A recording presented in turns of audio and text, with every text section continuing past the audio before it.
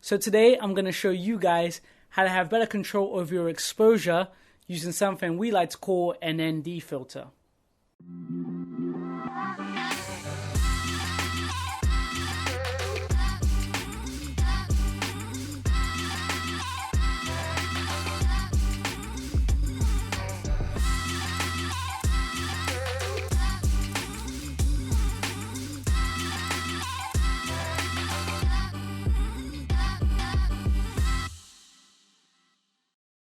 So in one of my previous videos where I broke down the exposure triangle, which are the aperture, the shutter speed, and the ISO, I mentioned an ND filter towards the end.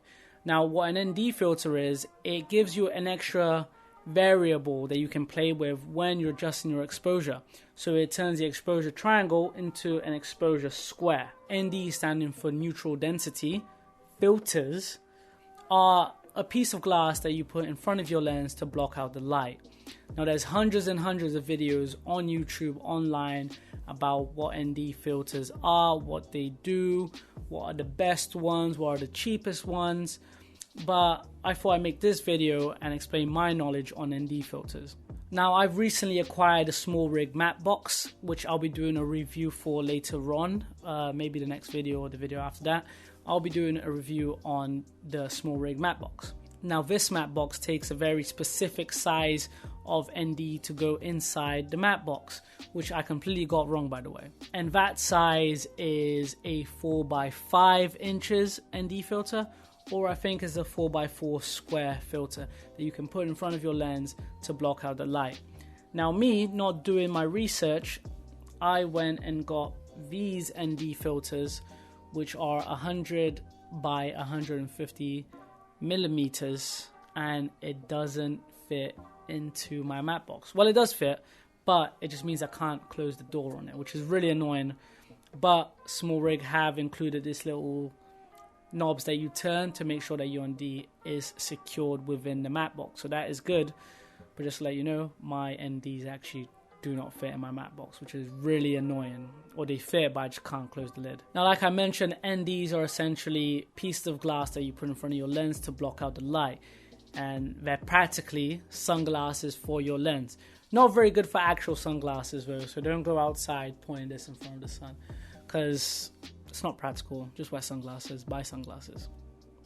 So today I went for a walk with my little godson, and I thought it would be a perfect way to test these out. And so I went out with him and I filmed just some shots of him. You know, we're going for a walk at the neutral density of 8, which blocks out 4 stops of light.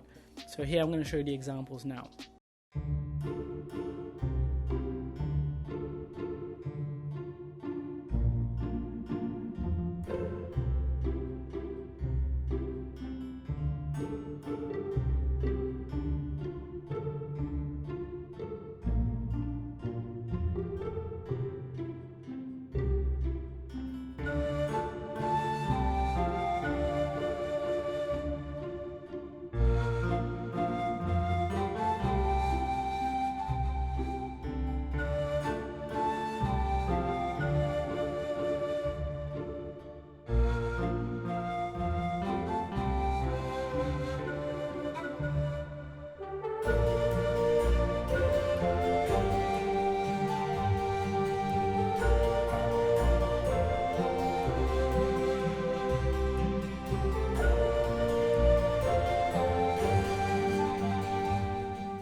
Yeah, so I hope you guys enjoyed this little montage of my godson as we went for our walk. It's really challenging actually, because I gave him the camera to hold at one point because he wanted to hold it. And as this woman was walking past, he picked up the camera and was like, "You're now being interviewed by the BBC. What do you have to say?" I literally had to apologize to the lady. I'm sorry. I was about to call him stupid before I just said I'm sorry. And then later on I was like, "What are you doing? Stop embarrassing me in front of people." But we move. So yeah, ND filters, they block out light and they give you more variety when it comes to your exposure. Now these ND filters do vary in strength, from blocking out 1 stop of light, which is an ND2, going all the way up to like something stupid like ND1024, which blocks out 10 stops of light. Now like I said, I've recently acquired these ND filters from Zomei, which don't fit into my matte box. Which don't fit into my matte box, and I got 4 of them, all ranging from ND2, ND4, ND8, and ND16, essentially blocking out 1 stop, 2 stops, 3 stops, and 4 stops of light. Next, I'm going to show you my godson again, and he's going to be our guinea pig as we test out these different stops of ND from Zomei, starting with the ND2, going to the ND4, ND8, and ND16, so you can see what it looks like. Oh, and also, I'm filming this video with an ND2, so it's blocking out 1 stop of light. So here we have the image with no ND on it, and you can see here in the sky, it's overexposed and you can't see any of the detail in it. Now, let's put on 1 stop of ND, or ND2, blocking out 1 stop of light, and you can see now that the details in the highlights have come back, and you can see the clouds. There is a little bit of the reflection from my grid that's coming from my light here on the right hand side, but you can tell that the detail in the sky is come back by blocking out some light. Now we have an ND4 blocking out 2 stops of light, and you can see there's even more details coming back in the highlights in the sky, and you can also see that there's more shadows growing in the darker areas too. Next, we're using ND8, which blocks out 3 stops of light, and it was what I was using when I was creating that B-roll with my godson when we went out for a walk. So you can see here now, loads of details have now come back into the highlights, and I think that this ND is actually best suited for outside use rather than indoor. And now ND16, which blocks out 4 stops of light.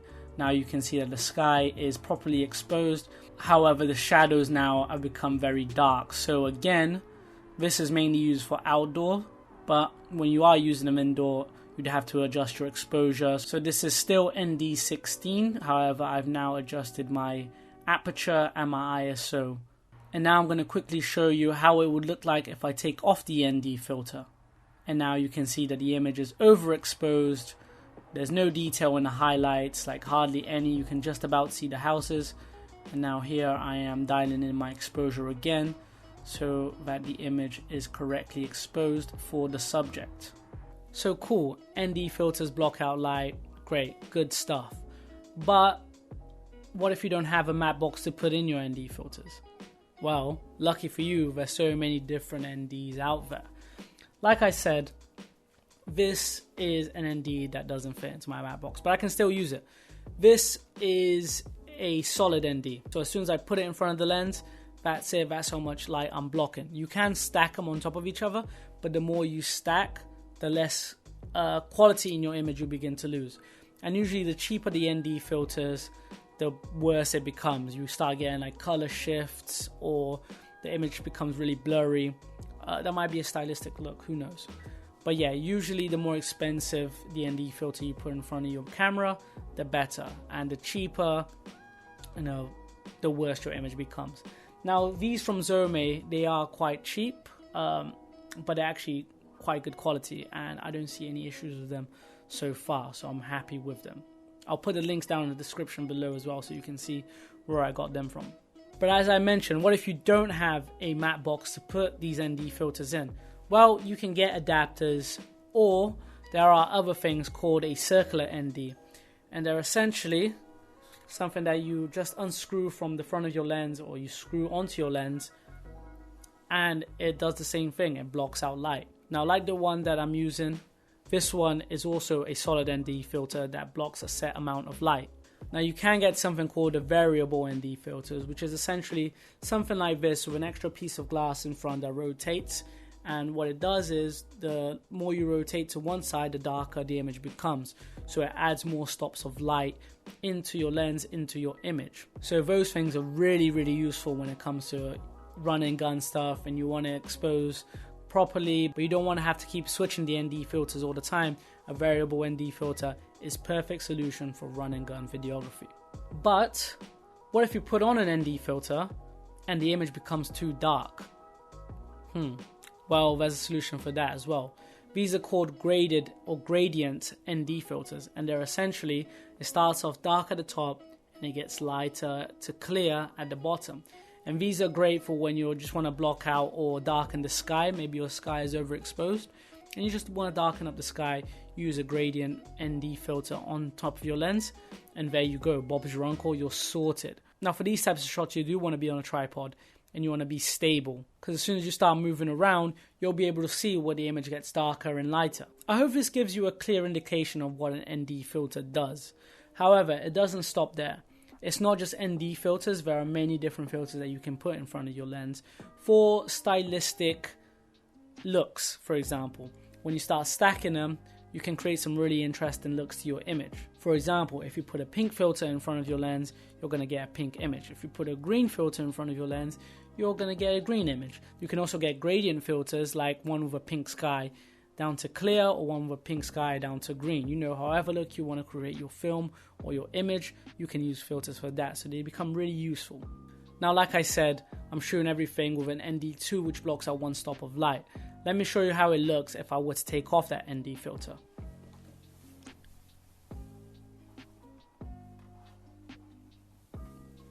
See there, the image has gotten a bit brighter, and actually parts of my hat is just a little bit overexposed.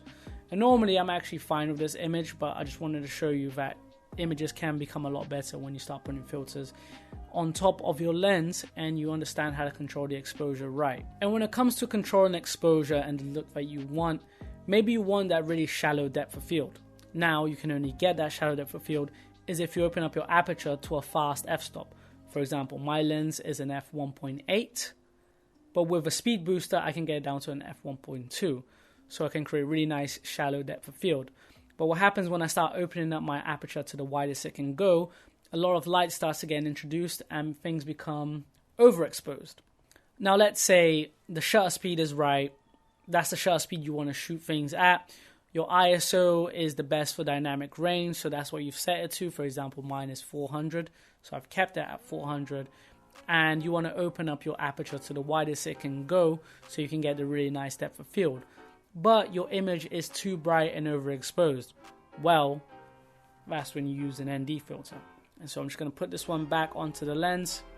There you go, and you can block out bits of light depending on what density of ND you go with. So now you can shoot with your wide open aperture and the ISO that you want and the shutter speed that you want to get the look that you feel is right for your film. So I hope this kind of explains how powerful a tool an ND filter is and how as a filmmaker you should invest in ND filters for the looks of your films. They're great for photography and filmmaking, of course, and can really help to create fantastic and creative looks for your images and your content. So if you've learned anything new today, then I really appreciate a like and maybe just say hello down in the comments. And if you're new here, please make sure to subscribe, because I'll be doing videos like this every week. I'm trying to drop them Friday and Thursday. I'm going to try and switch to Thursday because I think it's better for the algorithm. But yeah, just subscribe, and I hope you guys learned something, and I'll see you guys next week. Take care.